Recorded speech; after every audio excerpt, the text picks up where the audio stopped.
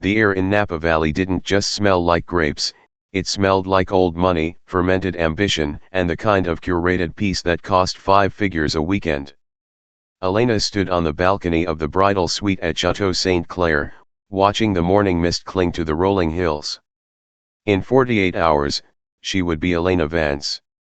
She traced the edge of her silk robe, her mind running through a checklist that had been her entire life for the last 18 months, the seating chart, the peonies arriving from Holland, the string quartet's repertoire, and the 3-tier cake currently being chilled in the industrial kitchens below. Everything was exactly where it was supposed to be. Except for the groom. "You're doing that thing again," a voice chirped from behind her. Elena turned to see Chloe, her maid of honor, holding 2 crystal flutes of mimosa. "What thing?" "The CEO brain thing. You're auditing the horizon, Elena. Stop. You're a bride, not a project manager. Drink your juice." Elena took the glass, forced a smile, and sipped. "I'm just waiting for the SUV. They were supposed to be back from the cabin 2 hours ago. Mark hasn't texted back since yesterday afternoon. It's a bachelor party in the woods, L. There's no cell service, just bear sightings and bad beer," Chloe laughed, leaning against the railing. "Besides, it's Mark. The man is a human golden retriever. The wildest thing he's ever done is order a medium well steak by mistake. He's probably just nursing a hangover and listening to Jax complain about the lack of Wi-Fi." The mention of Jax caused a slight, involuntary twitch in Elena's jaw. Jax Miller was the glitch in Mark's otherwise perfect operating system. They had been inseparable since boarding school, a bond forged in the fires of privilege and boys will be boys immunity. While Mark had grown into a respected architect with a calm demeanor, Jax had remained a professional provocateur. He lived his life like he was constantly filming a reality show that nobody had asked for, fueled by a trust fund and an exhausting need for adrenaline. Elena had tried to like him.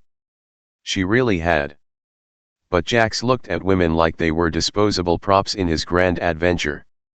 And unfortunately, Jax was the best man. "I just don't trust Jax's definition of fun," Elena admitted, staring down the long, gravel driveway. "Mark is a grown man," Chloe reminded her. "He knows where the line is. He's the safe choice, remember. That's why you're marrying him. He's the anchor." At 11:15 a.m., the black Cadillac Escalade finally crunched onto the gravel. Elena's heart did a strange, nervous little somersault, not the flutter of romance, but the thud of an impending storm. She watched as the doors swung open.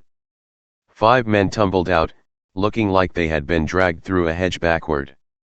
There was Leo, the college roommate, looking green around the gills. There were the twins, looking exhausted. And then there was Jax. He hopped out of the driver's seat, looking remarkably energized, a predatory grin plastered across his face. He threw his arms up in a V for victory, shouting something toward the balcony that Elena couldn't hear. Then, Mark stepped out. Even from 30 feet up, Elena could tell something was wrong. Mark didn't look up at the balcony to find her, which was his habit. He didn't wave. He stood by the rear door, his shoulders hunched, staring at the dirt. He looked less like a man who had just enjoyed a legendary last hurrah and more like a man who had just witnessed a hit and run. "See? They're back," Chloe said, oblivious to the shift in energy. "Now, let's get you down there so you can scold him for being late and then kiss him for being handsome." The shiver in the suite. Elena met Mark in the foyer of the main villa. The air conditioning was humming, but Mark was sweating. "Hey," she said, reaching out to touch his arm. He flinched. Only for a millisecond, but it was there. He caught himself and forced a smile that didn't reach his eyes. "Hey, Elle. Sorry we're late. The mountain roads were rough. You look like you haven't slept in 48 hours, Mark," Elena said softly, her eyes scanning his face. There was a small scratch on his neck, barely visible. "Jax kept us up," Mark said, his voice flat. He smelled of wood smoke, expensive gin, and something sharper, something like fear. "I just need a shower. We're still on for the rehearsal dinner at 6, right?" "Of course. Are you okay? Did something happen at the cabin?" Mark paused, his hand on his luggage handle. For a second, he looked like he was about to say something. His mouth opened, a small tremor in his lower lip. "Yo, Groomzilla." Jax's voice boomed through the foyer as he swaggered in, throwing an arm around Mark's neck. The weight of the gesture seemed to crush Mark's posture even further. "Stop complaining about the cabin. It was an epic night. A night for the history books, right, Marky?" Jax looked at Elena, his eyes bright with a disturbing sort of mischief. "Elena, you look stunning. Don't worry, I brought him back in one piece." "Mostly. What's that supposed to mean?" Elena asked, her voice cold. "Just a joke, Elle. Relax," Jax winked. "Mark, don't forget your trash in the car." Mark nodded quickly, scurrying toward the elevators like a servant dismissed by a king. Elena watched them go, a cold pit forming in her stomach. An hour later, Mark was in the shower. The steam filled the suite, and the muffled sound of the water provided a white noise backdrop to Elena's rising anxiety. She went to the bedroom to lay out his suit for the evening. As she moved his duffel bag, a small, heavy object fell out of the side pocket. It clattered onto the hardwood floor. It was a GoPro camera. The casing was cracked, the lens spiderwebbed with fractures as if it had been dropped or stepped on. Elena picked it up. She knew this camera. Jax had bought a dozen of them for the trip, claiming he wanted to document the madness from every angle. Mark had complained about it before they left, saying he just wanted a quiet weekend. She turned the device over in her hand. It was dead, but the SD card slot was still sealed. Normally, Elena wasn't a snooper. She believed in the sanctity of a partner's privacy. But the flinch in the foyer, the scratch on Mark's neck, and the haunted look in his eyes weren't normal. They were warnings. She looked at the closed bathroom door. The water was still running. She took the SD card out, her fingers trembling. She told herself it was nothing. She told herself it was just footage of men acting like idiots in the woods shotgunning beers, maybe some harmless skinny dipping, or bad dancing. But as she tucked the small plastic chip into her robe pocket, the paper-perfect life she had built began to feel very, very thin. The silence of the room was a lie. It was filled with the ghost of Jax's laughter, and the sharp, metallic tang of the secret Mark was sweating out in the steam of the bathroom. Elena stared at the small, black square of plastic. It was an SD card, the digital witness to a weekend that had turned her fiancé into a ghost of himself. "Elena? You still in there?" Mark's voice cracked through the sound of the water. It was higher than usual, strained at the edges. "I'm here," she called back, her voice remarkably steady for a woman whose world was starting to tilt. She slipped the SD card into the deep pocket of her silk robe, her fingers curling around it. "Just laying out your linen shirt for the lunch with the vendors." "Thanks," he muttered. "I'll be out in a minute. The mountain air really got to my sinuses. I feel like my head is under a gallon of water." Liars always over-explain, Elena thought. She remembered reading that in a psychology journal during her undergrad. When people are guilty, they provide unsolicited details to fill the vacuum of their own discomfort. Mark wasn't just hungover, he was barricading himself behind a wall of minor ailments. The door opened, and a cloud of cedar-scented steam billowed out. Mark emerged with a towel around his waist. He looked thinner, somehow. Or perhaps it was just the way he carried his shoulders hunched, defensive, as if he were waiting for a blow to fall from the ceiling. The scratch on his neck was more prominent now, 3 jagged lines that looked like they had been made by fingernails, or perhaps a low-hanging branch in a moment of frantic flight. "Mark," she said, stepping toward him. She reached up to touch the mark, but he pivoted away, reaching for his watch on the nightstand with an abruptness that felt like a slap. "Don't," he said, then immediately softened his tone. "Sorry. It's just tender. We were hiking. Jax thought it would be funny to take a shortcut through a briar patch. You know how he is. Total idiot." "A briar patch," Elena repeated. Her eyes moved to his duffel bag, which sat slumped on the floor like a dead weight. "And the GoPro? I found it in your bag." "It's shattered, Mark." "What happened?" Mark froze. He didn't turn around. His back was a map of tension, the muscles along his spine cord like rope. "It fell. Jax was filming some cliff jumping. It hit the rocks. It's junk now. I meant to throw it away at the cabin, but I must have tossed it in the bag by mistake. I can try to get the footage off it for the wedding montage," she offered, testing the waters. "No."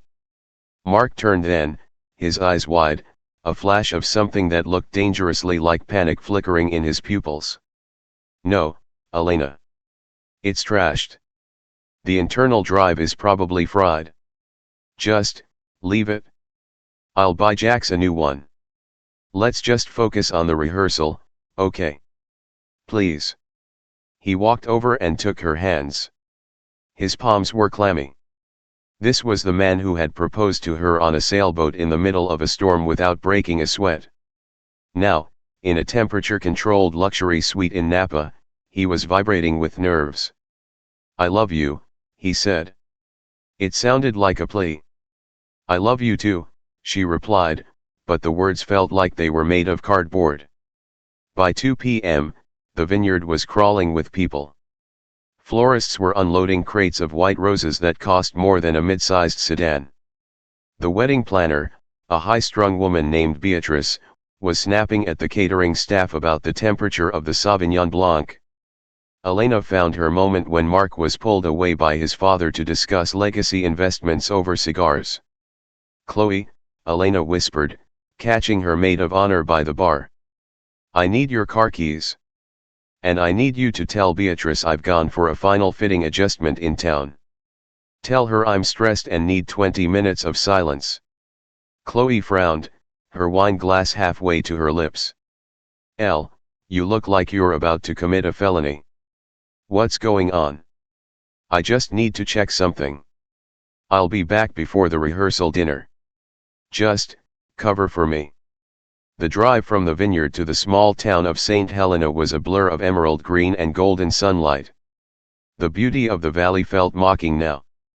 Elena pulled up in front of a weathered storefront tucked between a boutique bakery and an overpriced art gallery. A faded sign in the window read, "Reboot, Data Recovery and Tech Repair." She stepped inside. The air was cool and smelled of solder and dust. A young man with thick glasses and a t-shirt that said Error 404, Bride Not Found looked up from a disemboweled laptop. "Help you?" he asked. Elena placed the SD card on the counter. It looked tiny against the scratched glass. This came out of a shattered GoPro. It was dropped on rocks, maybe submerged in water. "I need to know if the files are recoverable. And I need to know now." The tech, whose name tag said Sam, picked it up with tweezers. "GoPro, huh? These cards are pretty rugged. The casing is cracked, but the chip looks intact. Usually, the camera takes the hit, but the data survives in its own little bunker. Can you check it? While I wait." She reached into her purse and pulled out a $100 bill, sliding it across the counter. "I'm getting married in 2 days. It's a surprise for the groom." Sam looked at the money, then at Elena's face. He didn't see a happy bride. He saw a woman standing on the edge of a cliff. He nodded slowly. "Give me 30 minutes. I'll run a deep scan and see if I can rebuild the directory. Elena sat on a plastic chair in the corner of the shop. Outside, tourists wandered by, licking gelato and laughing, their lives simple and uncomplicated. She looked at her engagement ring, a 2-carat emerald cut that caught the light and shattered it into 1,000 tiny rainbows. She thought about her life with Mark. It had been a series of right moves. The right schools, the right friends, the right career paths. They were a power couple. But as she sat in the dim light of the repair shop, she realized that their entire relationship was built on the assumption that Mark was exactly who he appeared to be, a man of integrity. A man who wouldn't laugh at someone else's pain. A man who wouldn't hide things in the dark. Jax's face flashed in her mind. Jax, with his expensive watches and his cheap morals. He was the one who had organized the trip. He was the one who had chosen the remote cabin. Okay, Sam's voice broke her reverie. He was sitting back from his monitor, his expression unreadable. I got them. Elena's heart hammered against her ribs like a trapped bird. All of them. The card was almost full, Sam said, his voice dropping an octave. He didn't look at her. He stared at the screen, his jaw tight. Look, lady. I don't know what you're expecting to see. But there are about 20 video files from Friday night. The timestamps go from 11 p.m. to nearly 4:00 a.m. Is it just guys drinking? Elena asked, her voice a whisper. Sam hesitated. He turned the monitor slightly toward her, but didn't hit play yet. The first few are just what you'd expect. Bonfires, loud music. But the last 3 files, they're different. Show me, Elena commanded. Are you sure? Sam asked. Because once you see this, you can't unsee it. Elena stood up, leaning her hands on the cluttered workbench. The scent of ozone and old electronics felt stifling. Play it. Sam clicked the mouse. The screen flickered to life. The footage was shaky, shot in the high-contrast green of night vision mode. The sound was a distorted mess of wind and muffled voices. Elena saw the interior of the cabin, the heavy wooden beams, the stone fireplace. And then she saw her. A girl. Not a guest. A girl in a waitress uniform, looking confused and terrified, standing in the center of a circle of men. Elena felt the blood drain from her extremities. Her hands went cold. Her vision narrowed until the only thing in the world was that small, flickering screen and the dark truth it was about to scream.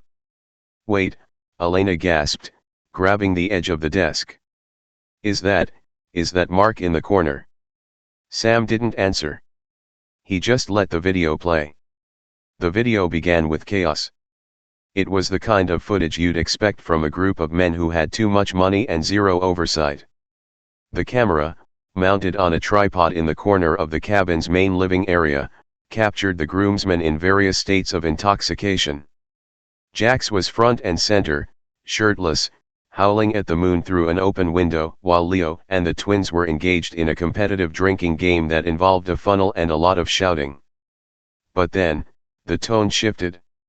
The timestamp read 1:14 a.m. Jax checked his watch and looked at the camera with a predatory gleam in his eyes. She's here, he whispered, gesturing for the others to kill the lights. Positions, boys. Let's see if the local wildlife is as fun as the brochure says. Elena felt a cold sweat break out across her forehead. The local wildlife? A few moments later, there was a knock at the door.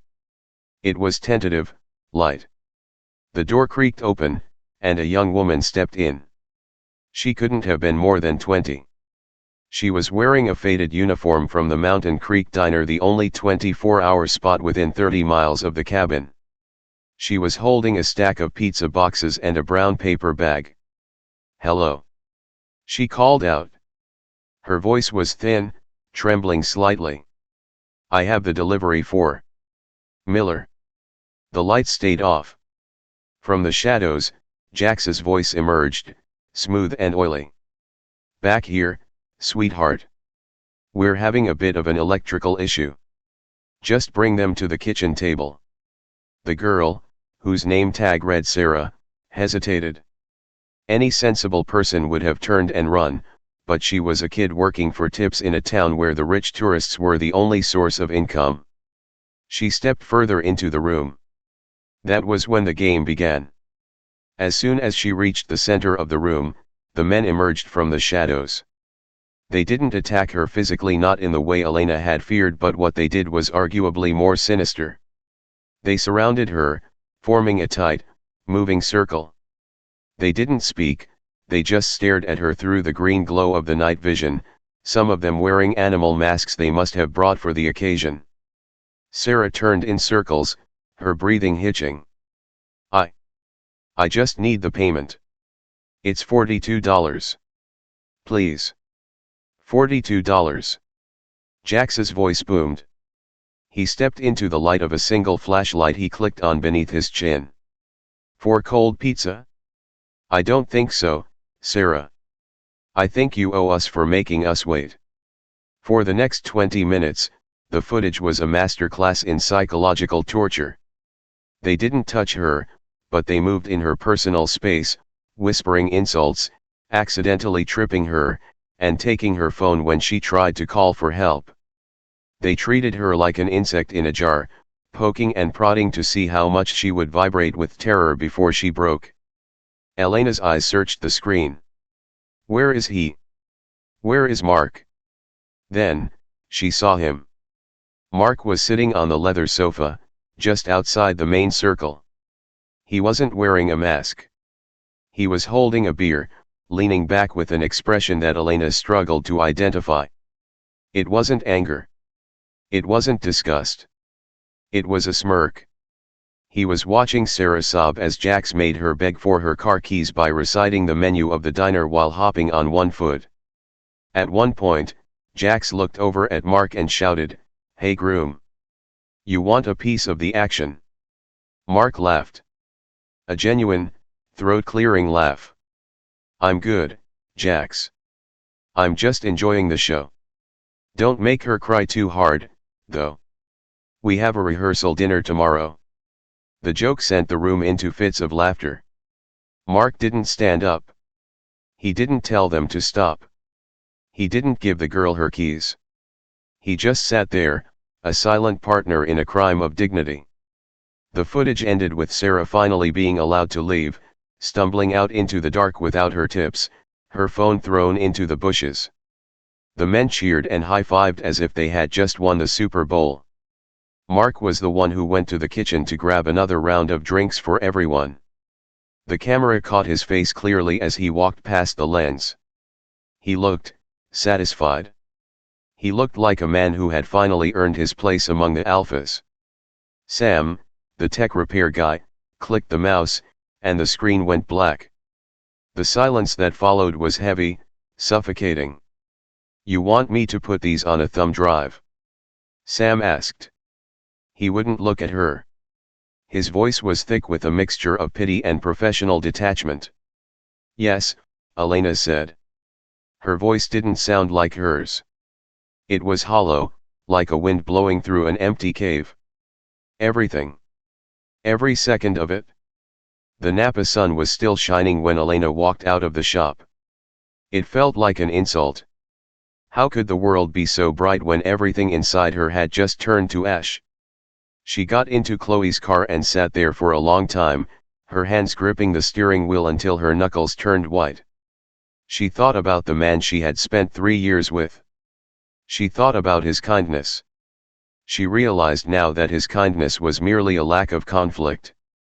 Mark wasn't good, he was just agreeable. He was a man who moved with the strongest current in the room. In her presence, he was a gentleman. In Jax's presence, he was a monster. A spectator to cruelty, she thought. That's what he is. She looked at the small thumb drive sitting on the passenger seat. It was the detonator to her entire life. Her mother would be devastated. The deposits were gone. The social embarrassment would be monumental. Her paper-perfect life was about to be shredded. And yet, for the first time in months, the crushing anxiety in her chest had vanished. It had been replaced by a cold, sharp clarity. She started the engine. She had a rehearsal dinner to attend. She had a perfect fiancé to greet. She had a role to play for just a few more hours. When Elena arrived back at Chateau St. Clair, the party was already in full swing. Laughter echoed across the manicured lawns. She saw Mark from a distance, dressed in a crisp navy blazer, holding a glass of champagne and nodding as Beatrice, the wedding planner, pointed toward the floral arch. He looked exactly like the man she had fallen in love with. "Elena. There you are." Jax's voice cut through the air. He was already leaning against the bar, looking entirely unbothered by the previous night's activities. "Where have you been? Mark was starting to think you got cold feet." Elena turned to him. She forced her lips into a smile, the most difficult thing she had ever done. "Just a final fitting, Jax. You know how it is. Everything has to be perfect." Jax grinned, his eyes scanning her face. "That's my girl. Perfection is the only standard." Mark saw her then and started walking over. He looked relieved. He reached out to take her hand, and this time, Elena didn't flinch. She let him take it. She felt the warmth of his skin and felt absolutely nothing. No spark, no comfort. Just the memory of him sitting on that leather sofa, laughing while a girl half his size cried for her life. "You okay, Elle?" Mark whispered, leaning in to kiss her cheek. "You seem quiet." "I'm fine, Mark," she said, her voice a silk ribbon over a blade. "I'm just thinking about the vows. I want to make sure I say exactly what I mean tomorrow." "I can't wait to hear them," he said, beaming. Elena looked past him at the sprawling vineyard, at the hundreds of thousands of dollars of perfection surrounding them. "Oh, Mark," she thought. "You have no idea what you're going to hear." The toasts began around 8:30 p.m. One by one, the groomsmen stood up, their faces flushed with wine and the camaraderie of a shared, dark secret. Leo spoke about Mark's unwavering reliability. The twins made a joke about how Mark was the moral compass of their group. And then, Jax stood up. He tapped his glass with a silver spoon, a sound that sliced through Elena's nerves like a razor. "To Mark," Jax began, his voice booming with a charismatic, terrifying confidence. "A man who knows that life isn't about being perfect, it's about loyalty. It's about having the backs of the men standing next to you, no matter what happens in the woods.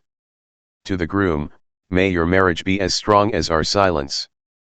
The table erupted in cheers. Mark raised his glass, grinning, and caught Jax's eye in a look of profound, silent understanding. Elena didn't cheer. She didn't drink. She simply watched the way the candlelight hit the scratch on Mark's neck, the mark Sarah had left as she tried to claw her way out of their game. "Mark, can we talk? Just for a second?" "In the suite," Elena whispered as the dessert plates were being cleared. Mark blinked, his smile faltering for a fraction of a second. "Now, Elle, my dad is about to start his speech. It's important. It's about the vows. Please." Mark sighed, but it was a playful, indulgent sound. "Anything for the bride. Lead the way." They walked through the vineyard's stone hallways, their footsteps echoing. The silence between them was no longer comfortable, it was a pressurized chamber. When they reached the suite, Elena closed the door and turned the lock. The click sounded like a gunshot. "What's up?" Mark asked, loosening his tie. He threw himself onto the edge of the bed, looking utterly at home. "You've been acting a little robotic all night. Getting cold feet." "I went to St. Helena today, Mark." He paused, his hands frozen at his collar. "Oh? For the fitting?" "I went to a tech repair shop. I found a GoPro in your bag." I had the footage recovered. The air in the room didn't just turn cold, it turned stagnant. Mark's face didn't crumble immediately. Instead, it went through a series of rapid, glitchy transitions: denial, confusion, and then a sickening, pale realization. Elena walked over to the desk where her laptop sat open. She didn't say another word. She simply pressed play. The room was filled with the sounds of the mountain cabin. The laughter. Sarah's sobbing. The sound of Jax's voice telling her she was trash. And then, the camera panned to Mark. There he was, in high-definition night vision, leaning back on the sofa, sipping a beer while a young woman's spirit was being systematically broken 10 feet away from him. Elena watched Mark's reflection in the laptop screen. He didn't look away. He watched himself laugh. "Elena, wait," he started, his voice cracking. "Don't," she said, her voice a low, dangerous hum. "Don't tell me it was a joke. Don't tell me I'm overreacting. And for the love of God, Mark, do not tell me you didn't touch her." "I didn't," he shouted, standing up, his hands out in a defensive posture. I was drunk, Elena. Jax started it, and it just got out of hand. I didn't want to be the guy who ruined the vibe. I thought they'd stop after a minute." "The video is 40 minutes long, Mark," Elena said, her eyes burning with a cold fire. "You sat there for 40 minutes. You watched her cry. You watched her beg for her car keys so she could go home to her family, and you laughed. You even made a joke about our rehearsal dinner. It was just talk." Mark stepped toward her, his face contorted in a plea. "It was guy stuff, Elle. It's what happens when we get together. It doesn't mean I'm a bad person. I've been a good man to you for 3 years. Doesn't that count for anything?" Elena looked at him, really looked at him, and saw the hollowness. "That's the thing, Mark," she said, her voice trembling with the weight of her discovery. "I used to think a bad man was someone who did the hurting. But I realize now that the most dangerous man is the one who watches it happen and does nothing because he's afraid of looking uncool in front of his friends. You aren't a monster, Mark. You're a coward. And a coward is much harder to fix. You're going to blow up our entire lives over this." Mark's voice shifted from pleading to a sharp, desperate aggression. "The guests are here. My parents spent a fortune.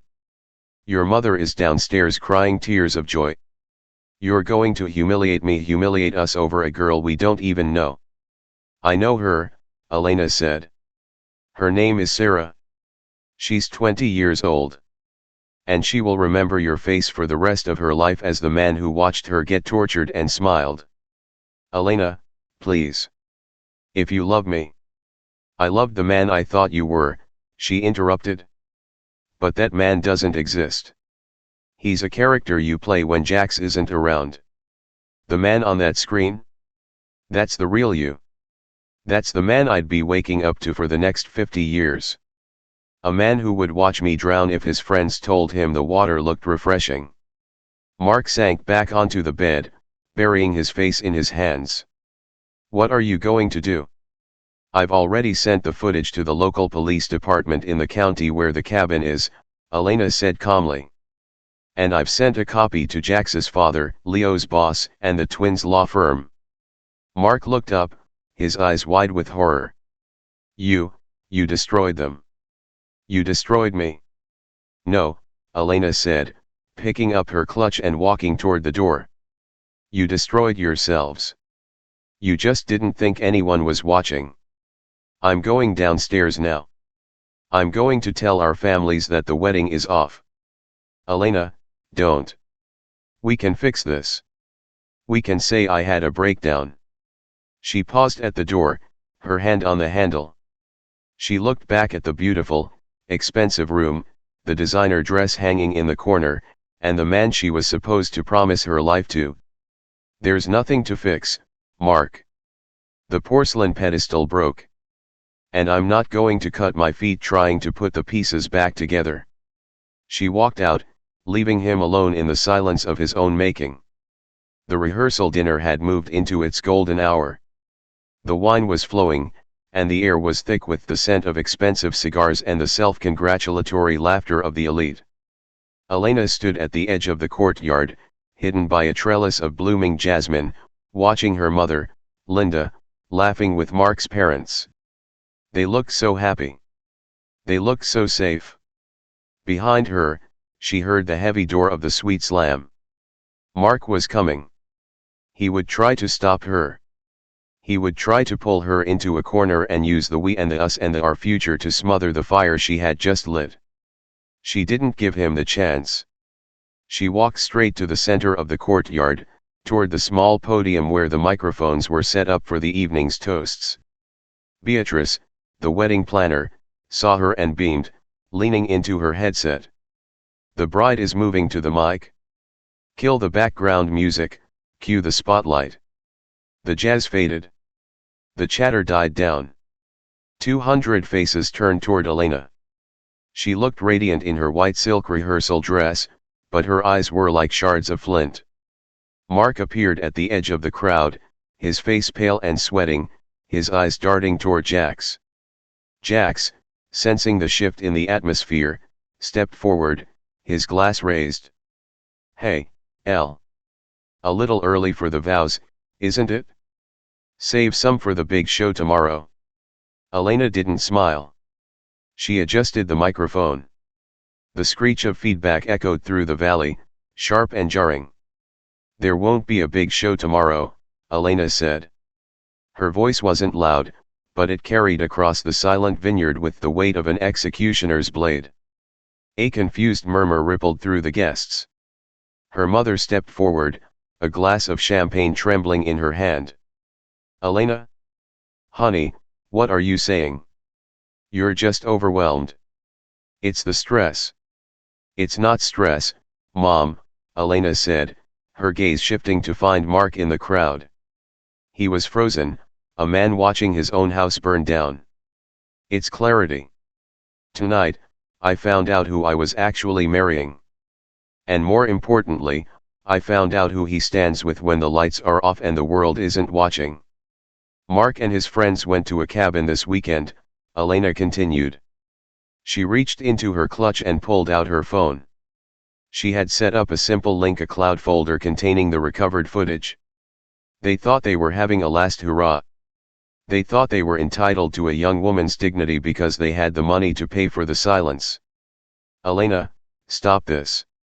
Mark's father, a powerful man used to buying his way out of scandals, stepped toward the podium. "This is a private matter. We can talk about this in the villa. Think about the reputation of this family." "I am thinking about it," Elena snapped.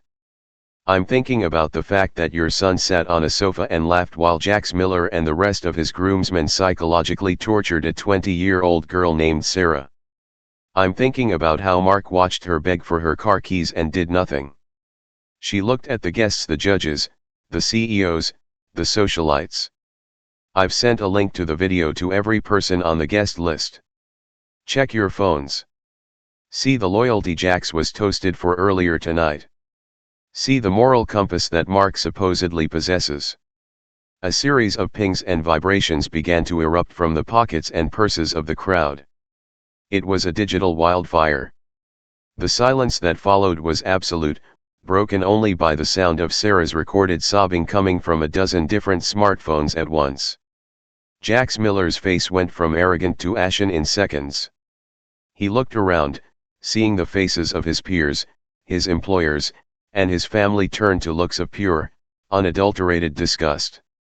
The prank didn't look like a joke on a 6-inch screen, it looked like a crime. "You bitch," Jax hissed, moving toward the podium. He didn't get far.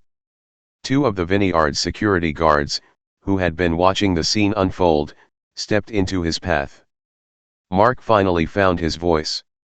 "Elena, please, you don't understand, we were just—" "I understand perfectly, Mark," she said, stepping down from the podium. She walked right up to him, standing so close she could see the terror in his eyes. You aren't a man who makes mistakes. You are a man who lacks the courage to be good. You would have spent our entire marriage going along with whatever cruelty was convenient for you. She reached up and slowly, deliberately, slid the 2-carat engagement ring off her finger. She didn't throw it. She didn't drop it. She placed it in the center of his palm and closed his fingers over it. Keep it, she whispered.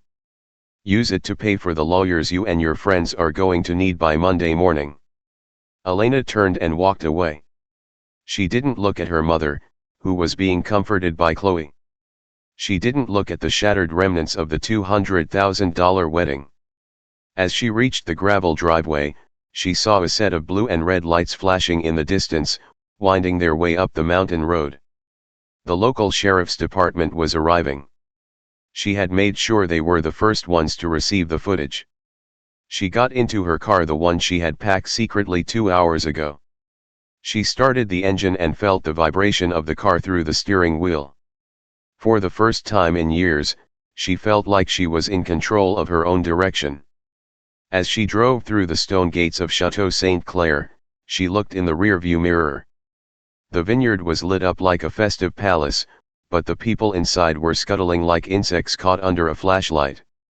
She thought of Sarah. She had sent the girl a message earlier, through the diner's Facebook page, letting her know that she was no longer alone, that the footage was out, and that a lawyer, one of the few good ones Elena knew, was ready to represent her pro bono. The sun was beginning to dip below the horizon, painting the Napa Hills in shades of bruised purple and burning orange. It was beautiful, but Elena didn't stop to admire it. She had spent enough time admiring the scenery of a lie. She rolled down the windows, let the cool night air wash over her, and drove toward the state line. She wasn't a bride. She wasn't a Vance. She was just Elena. And for the first time in her life, that was more than enough.